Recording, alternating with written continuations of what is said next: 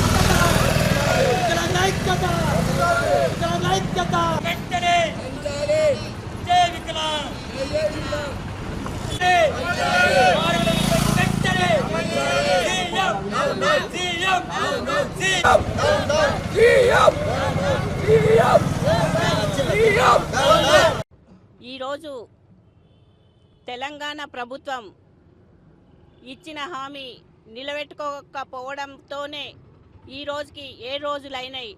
దీక్షలు ప్రతి జిల్లాలలో రాష్ట్ర వ్యాప్తంగా కలెక్టర్ ఆఫీస్ ముందు దీక్షలు జరుగుతున్నాయి. ఎందుకంటే ఇచ్చిన హామీ నిలబెట్టుకునని సీఎం అంటే ఇతన్నే చూస్తున్నాము మనము. ఆయన సీఎం గారు ఏం చేశారు అంటే 6,000 రూపాయల పెన్షన్, నేను గెలిస్తే 6,000 రూపాయల పెన్షన్ని వికలాంగులకు ఇస్తాను, వృద్ధులు, వితంతులు, ఒంటరి మహిళలకి 4,000 రూపాయల పెన్షన్ ఇస్తానన్నాడు. ఇప్పుడు ఎక్కి 11 నెలలు అయినా కానీ ఇప్పటికీ ₹1 కూడా పెంచింది లేదు. కాబట్టి ఏదైతే 11 నెలల పెన్షన్ మాత్రం కట్టి వికలాంగులకి, వృద్ధులకి, వితంతులకి, ఒంటరి మహిళలకి ఎవరైతే పెన్షన్దారులు ఉన్నారో వాళ్ళందరికీ కూడా కట్టించాలి. పక్క రాష్ట్రంలో పెన్షన్ పెంచగానే అంటే ఆయన గెలవగానే పక్క రాష్ట్రంలో ఇచ్చారు. మరి ఈ రాష్ట్రంలో ఇయ్యనికి ఏమైంది? మరి ప్రక్క రాష్ట్రంలో నిధులు ఉన్నాయి, ఈ రాష్ట్రంలో నిధులు లేవా? మరి ప్రక్క రాష్ట్రంలో సీఎం గెలవగానే ఇచ్చిన హామీ నిలబెట్టుకున్నాడు. మరి ఈ తెలంగాణ రాష్ట్రంలో సీఎం ఎందుకు నిలబెట్టుకోలేకపోతున్నాడు? అంటే ఆయనకి మేము హామీలు ఇయ్యమని మేము ఎప్పుడు అడగలేదు. ఎందుకంటే ఆయనంతటా ఆయన హామీలు ఇచ్చి ఈరోజు అందరికీ కూడా 5 హామీలు ఇచ్చిండు. 5 హామీలు కూడా నిలబెట్టుకోలేకపోయిండు. వికలాంగులకి బస్ పాస్ అన్నాడు, ఎక్కడ వికలాంగులకి బస్ పాస్ ఇచ్చిన దాఖితాలు ఉన్నాయి? ఇంద్రమ్మ గృహాలు అన్నాడు, ఎక్కడ ఇంద్రమ్మ గృహాలు ఇచ్చిన దాఖితాలు ఉన్నాయి? ఏదైతే బ్లాక్ లాక్ పోస్టులు అన్నాడు, ఇప్పుడు దాకా ఒక బ్లాక్ లాక్ పోస్టులు భర్తీ చేయలేడు. ఏదైతే మన సదరం సర్టిఫికేట్ల మీద అర్హులైన వికలాంగుడికి సదరం సర్టిఫికేట్ లేదు, అనర్హుడికి సదరం సర్టిఫికేట్ ఉంది. అంటే ఇక్కడ ఎంత మోసం జరుగుతుందో ఇక్కడ అర్థమవుతుంది. కాబట్టి ఇచ్చిన హామీని వెంట నిలబెట్టుకోకపోతే ఖచ్చితంగా మేము నిజాం కాలేజ్ గ్రౌండ్లో ఏదైతే లక్షలాది మందితో 26వ తారీఖు వెళ్తున్నామో ఆ లక్షలాది మందే మేమందరం కలిసి నీకు బుద్ధి చెప్తాము. అఖిలపక్షాలు కూడా వస్తున్నాయి.